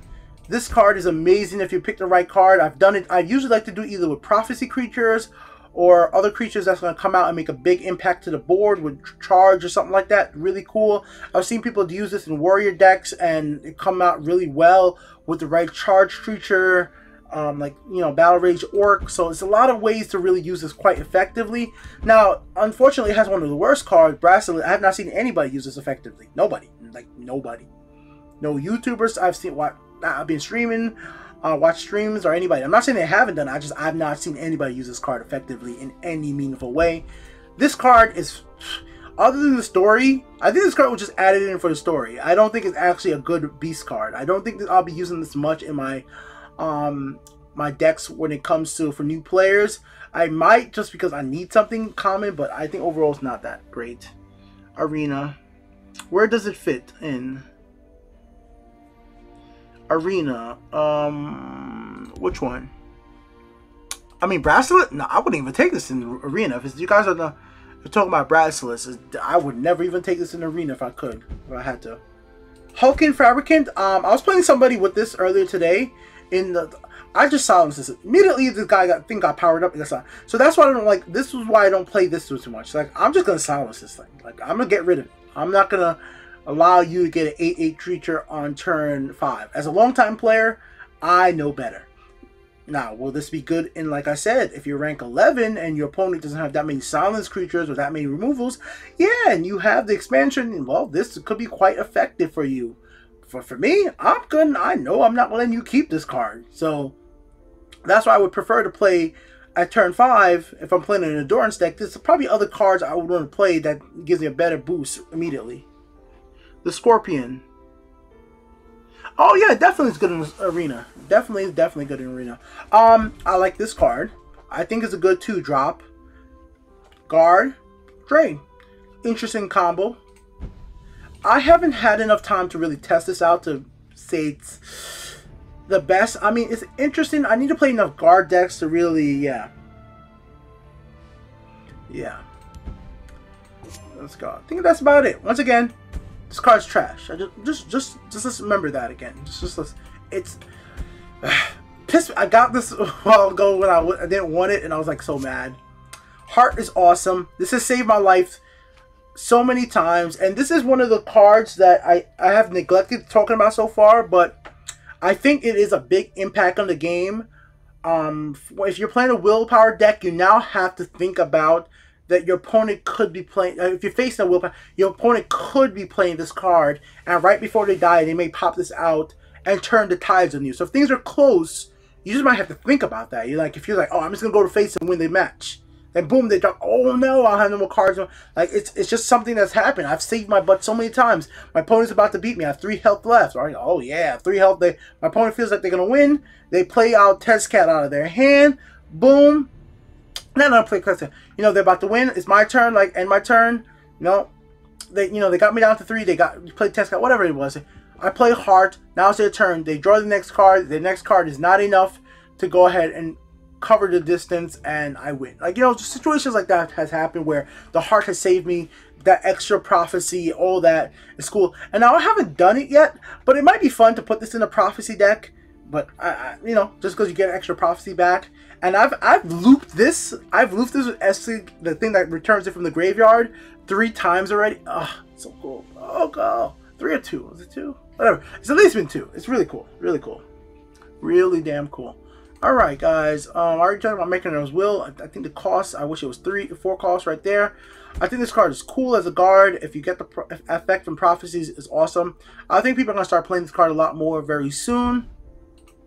Archaeologists, great in support decks. Treasure Hunt, Treasure Map is awesome. I already talked about all that, and let's go over to the key. Another trash card. Somebody out there probably disagree with me. Nah. Skeevatrons is memes. It's fun when it works. Gotta make a deck around that very soon. I like this card, but realistically, the decks you want to use it in are tricky to keep it alive. You need to keep this on the field immune and in the shadow. So like Embassy, in the sky, stuff like that. I think this is actually a significantly big add to the game for shout decks. Now I feel like playing shout decks are significantly more important. So the biggest thing with Dragon that I like, it really does eliminate any temptation to ever use. If you're playing agility and you want another shout, don't use Dover. There's no reason to use Dover voice now with that. If you have that shout Dragon, you could play that in your deck instantly, then put in something like Dover voice if you play with Word Wall. So Dover voice has become less valuable. And this is one of the few cards that I've said oh shoot, why should I put a 7-cost Dover voice to give me an action when I could just go ahead and run, the 4-cost card and, go from there. Now, this is my favorite card in the game for one reason, as a meme card, and say not favorite overall, but for memes, because people kill themselves with this card all the time so far. People still have not 100% realized that you, the player, with your amount of health left, attacks. So if you are playing with, let's say, if you are a player and your opponent has this is Test Cat. Test Cat's on the field with breakthrough, right? And your opponent Test Cat only has 3 health left. If you do and you only have 1 health left yourself, if you use this on your opponent's Test Cat to kill it, there's going to be breakthrough damage and you're going to kill yourself. So I've seen that happen multiple times and I always laugh. So yeah, it's a fun card and a meme-worthy card for that. But overall, I think it's a good add for people who want to play Shout. Treasure Map, like I said, anything with Treasure Hunt, I think is a big add to the game. New way to play items. You guys know this is cool. Add this to it. Don't play yourself. What do you mean, don't play yourself?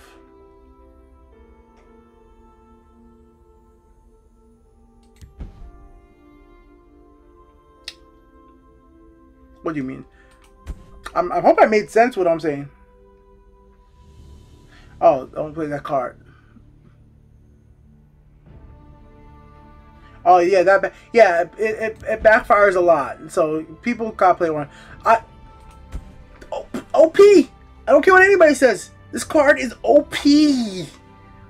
Fabricate as a 1 Magicka that creates a 12 Magicka, 11 Magicka, 6 Magicka card with copy guard, lethal, drain, ward, Pilfer, +1, +1 to another creature, gain 2 health. Fabricate is a beastie card. You know how beastie Fabricate is? Do you know how beastie Fabricate is? Fabricate so beastie, we're getting into premium. Let's go. This card is amazing.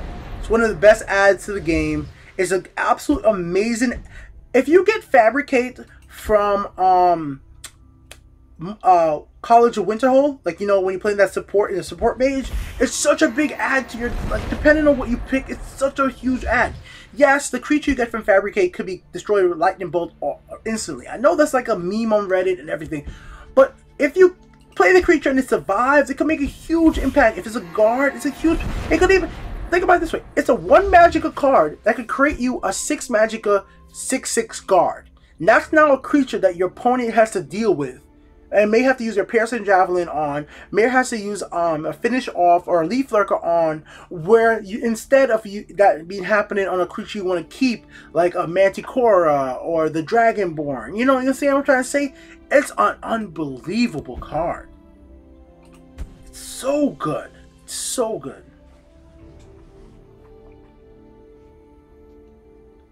Yeah, don't use it on... Yeah, I understand now. So, I'm not joking. Fabricate is legit good.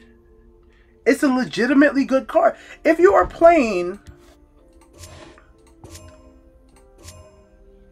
College, right? You get it, you get Fabricate. That gives you a huge advantage of a creature. If you're doing, where is it?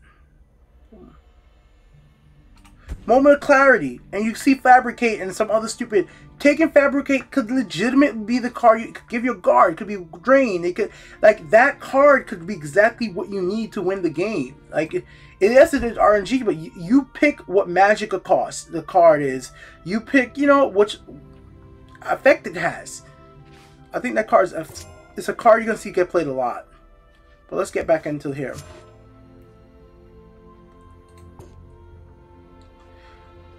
I personally don't like these cards.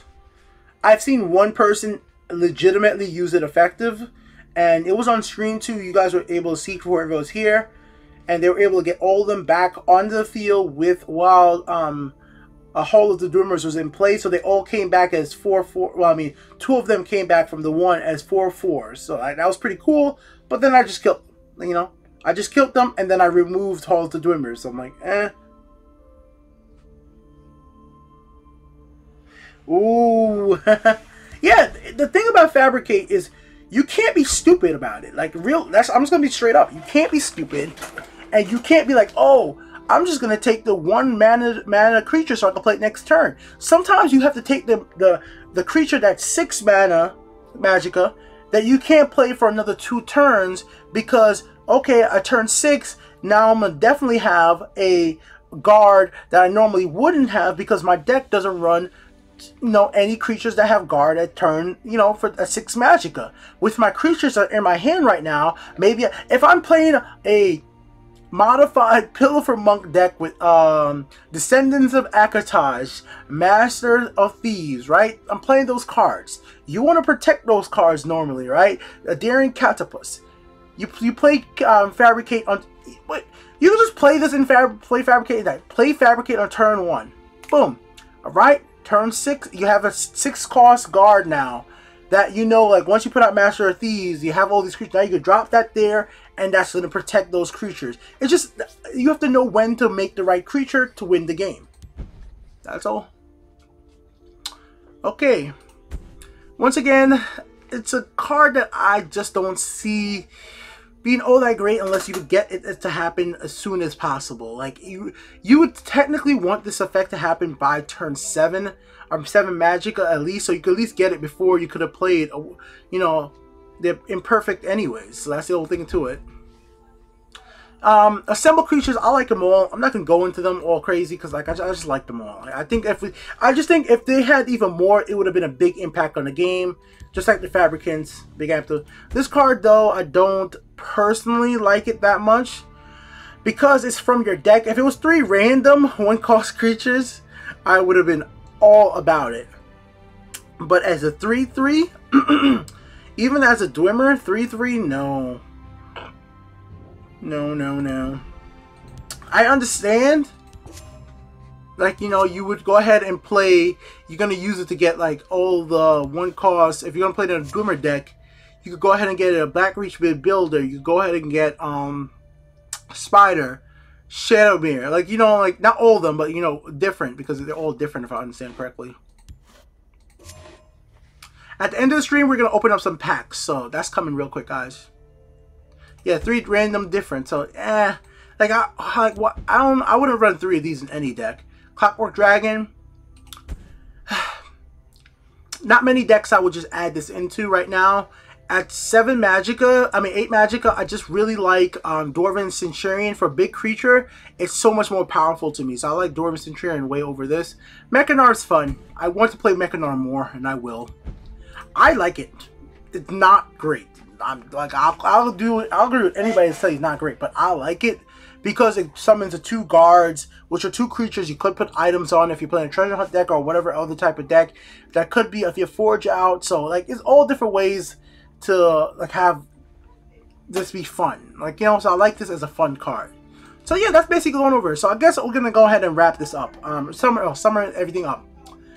Basically, this expansion hasn't changed the game significantly, and that might have been on purpose. If I'm just going off what Andy said, which like I said, at first I didn't think about it. You don't want the game to be so drastically changed that it now becomes pay to win, that new players who are rank 12, rank 11, just starting playing the game, going through the story mode for the first time, comes in and just realizes there's a bunch of set of cards that they can't play. I made a custom card. Is it in the Discord? Let me go check the Discord right now. We can look at Call Me Mute new card. But yeah, overall, it didn't make a huge impact on the game in the sense of like the meta for definitely long-time player. I wish it did, but they didn't release enough Fabricants. They just really didn't. Let me see if I see a new card. Okay, let me open them up right now. Give me a moment, guys. And then we'll take a look at community. I'm always willing to look for me. Come join the Discord, guys, and you can share me stuff and we'll see it. So, Soul Trap. Let's see what this is. Banish a creature from your opponent's discard pile and put it into.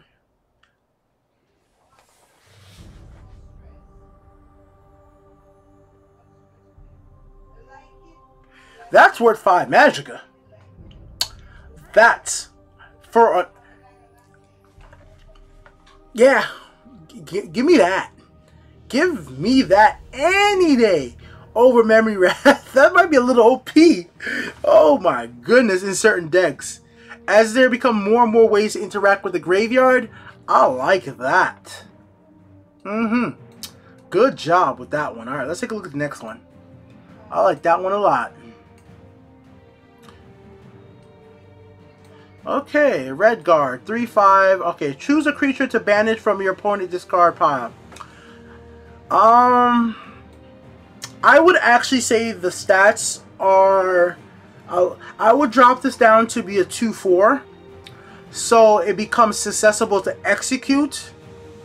Because it's not... You can't kill it with Fel's Might. I just feel like it makes it a little bit more fair. I feel like for a common card, this is actually quite powerful. Yes, it's almost like in the... Yeah, I think for a common card, this is actually quite powerful. So I would make it a little bit more able, something that an opponent could get rid of, especially in red. So I would make this a 2/4, and that would be a little bit more fair to counteract for what's its ability. Because just as a 3-drop, it's a good 3-drop just body alone. You could trade like even possibly twice with 4 at that early stage, and that could be quite good. So choose a creature ban, and it definitely makes sense for it to be in red, to be able to, like, you know, if you're to be able to counteract what your opponent might be doing on a scout. So I think I like it in red, definitely, for sure. Very nice work. Very nice work, Call Me Mute. So yeah, guys, if you guys want to make your own version of what would be a single card that removes it from the graveyard, it'd be really cool. Let me just read the chat real quick. I'm a bit iffy on what the cost should be. The game is dying and needs reviving. No, it doesn't. Oh, come on, guys. Come on. The game is... Let's open up some packs while we end. The game is not dying. I don't feel like the game is dying. If the game was dying, I feel like I wouldn't be able to just find a match fairly quickly, no matter the time of day, you know? Like, 14 seconds is not a long wait to find a match. Not a long wait, and usually it's before that anyways. So, like, that's what I'm trying to say. I just think that the game's not dying, and 12 seconds, I found a match, and this was in casuals, while a big event is going on, like the Gauntlet that most people are playing. That's one. I know it's more than that. I know it's more than just how quick to find a match. Also, there's still commentary. There's people talking about the games. You guys are watching the game. Yes, a lot of people are just in Twitch streams to drops, right? A lot of them are just there for that. But overall, there is still a lot of people discussing the games. People looking up YouTube videos. I think overall, there are people trying out the games. Now, one thing I have noticed, it doesn't seem like there's as many as new players jumping into my streams as there once was with the Heroes of Skyrim. But the games, it said Skyrim. Like, you know, if you Google search and you see something that says Heroes of Skyrim, it's going to get you excited because if you played Skyrim. If you Google search, you know, Elder Scrolls and it says Clockwork City, what the hell is Clockwork? If you don't know, if you're just a casual viewer, you don't know what the hell a Clockwork City is, it's going to come off just like, huh, I know what dragons and Alduin in Skyrim, I know what all that's about. So I can understand a bunch of new players are going to be more into that. And I really want to say that the story content is actually very important into when it comes to getting new players into the game. I really shouldn't have went into a match. But yet here we are. Yet here we are.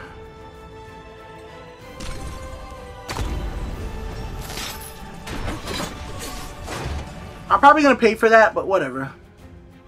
The deck is not called the comeback deck for nothing. Now we have the Mechanical Heart.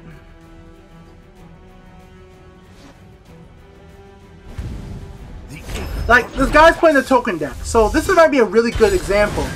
Win or lose, let's see how many new cards does my opponent play. You can't defeat me. Let's see how many of the new cards does my opponent play.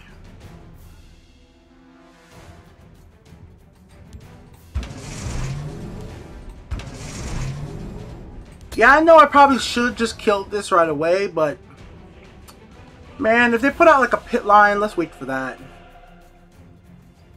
Chimera, guide us!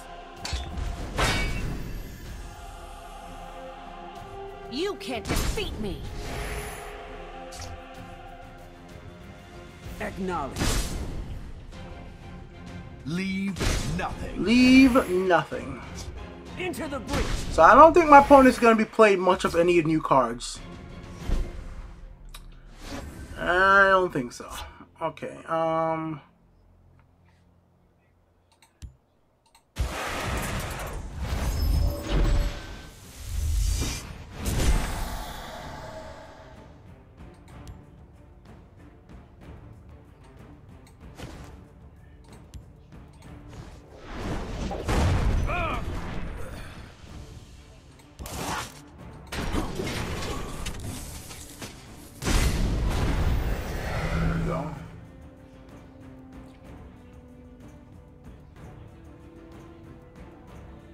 sorry I'm not talking too much. I'm just trying to get through the match. Never gonna happen. What's going on? Elsewhere expansion. Yeah, I don't see it happening anytime soon either. Alright, so there we go. I knew it was coming. I just didn't know when. I hear and Oh yeah, look, we have none of the new cards. None of the new cards yet. Not one.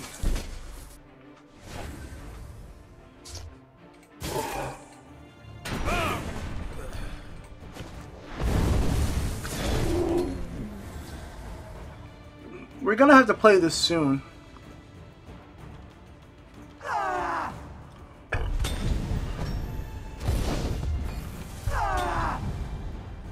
You can't defeat me. Without a prophecy, I would definitely will.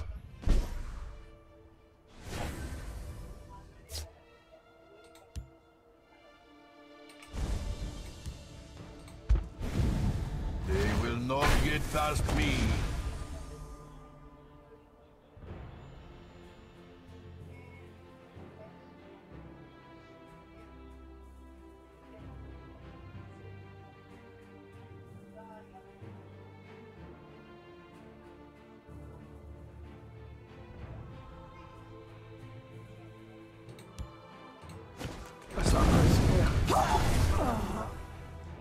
Probably the wrong move,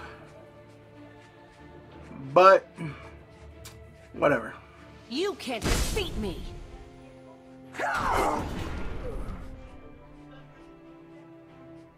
The Dark Brotherhood is a pox, and I shall cure it. At the ready. Yeah, we lost this hard body.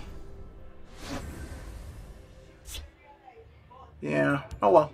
But look, not even one of the new cards. Not even one. My hand was too bad. By the egg, a fine battle. I wish Skyrim, the Skyrim expansion. I mean, Hero Skyrim just had a story. Go no further. That's what I wanted.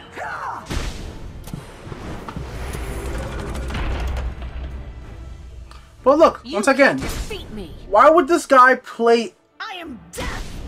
any? Like, why at all would they go ahead and play anything to do with freaking the new cards? Like, it's just not needed. It's not needed at all. Let's have some fun. Alright, best way to have fun is this. Let's go ahead and get the 5 costs. Let's see what we get. 2 health.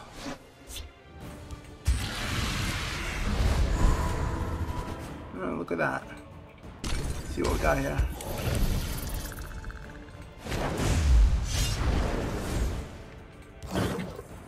Look at that. Gain 2 health just to lose. But yeah, that proves my... If nothing else, I wasn't meant to go have a match real quick. But yeah, you know, it just doesn't seem like, at least for tokens and stuff like that. Why? Why would you bother to play any of these new cards when you are somebody like the Smuggler? Like, this guy's using Smuggler. Smuggler's one of those titles you could get very early. You can't say he's a new player. Definitely not trying to say that. But, either ways, like, I don't see a reason to throw in any of these new cards there.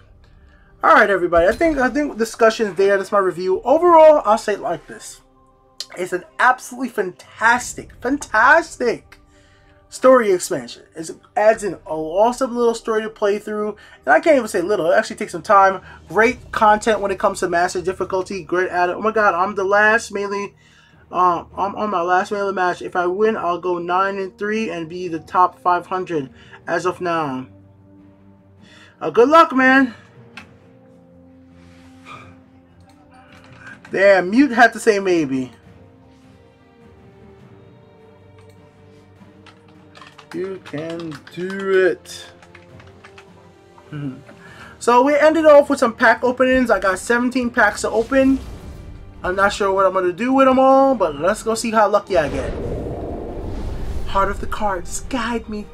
Bam, bam, bam. Comment. No. Let's see what we get. Alright. I'm sorry, I'm not like those FIFA YouTubers that open up the card. I don't know how to get excited. Alright, here we go. Messi. Nah. I just can't get it to like, oh my god. Not for that. I get excited for like crazy Mundstone or crazy plays, but not for just opening up packs. Let me open up that Overwatch loot box. Also, just to let you guys know, I have absolutely horrific luck anytime I open up packs on stream, so I don't expect to get anything. The only thing I want is premium cards. So, we haven't even gotten any of those yet. Gotten this epic. Oh, premium right here, Shieldbreaker. Andy, we might be getting close to doing that premium, all premium deck. And also, if you're still watching, Andy, I haven't been able to send you that video I was talking to you about weeks ago. I completely forgot about editing and everything. I have to get you some more content so you can put on something to put on that second channel for you. I just completely forgot. Come on. My legs do shake when I'm doing this, though. I'm like, come on, let's get it. Gotta get something good. Let's get it.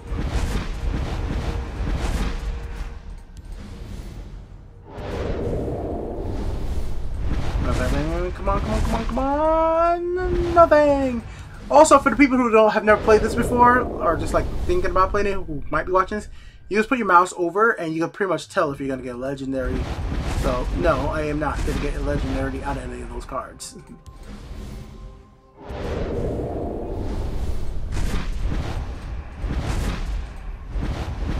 Nope, nope, nope, nope, nope. Not. Nope, nope, nope, nope, nope. That's basically what's happening right here. A lot of nope. A whole lot of nope. Not one legendary so far. Not one premium. I really care. Oh, I said it. Spoke too soon. Okay, there you go. Skyforge has blessed me with his presence. I need to play with this card more. I gotta find a deck that uses it effectively. Next pattern. I can't even tell you what a legendary pack looks like. I mean, it's a premium. Let's see how much soul gems I get for all that. I hope you guys get some cool packs for entering. I love how generous this game though is. Told you easy. Okay, plenty of soul gems. Thank you. I'm up to 8,300 soul gems. So we can start doing some more premium. One of my other goals is to get all of the assembled creatures. I want them all as premium cards. I want an assembled premium deck. So it's gonna take a while. It's gonna take a while, but I'm gonna do it. So if you give yourself little long-term goals like that, it makes the game a little bit more fun.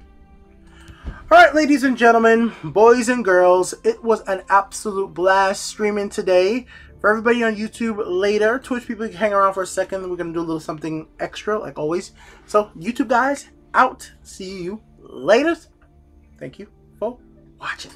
Peace.